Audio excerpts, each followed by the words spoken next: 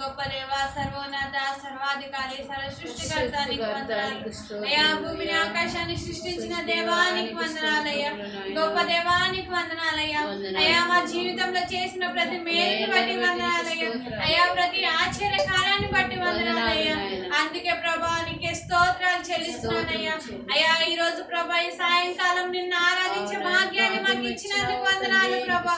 అయ్యా నేను స్తుతించే భాగ్యాన్ని మాకు ఇచ్చినందుకు వందనాలు అయ్యా. నీకే వందనాలు ప్రభా, నీకే స్తోత్రాలు. మమ్మల్ని స్వస్థపరిచే యెహోవావు నీవే ప్రభా. అయ్యా దేవేసే మమ్మల్ని చూచువాడవు నీవే ప్రభా.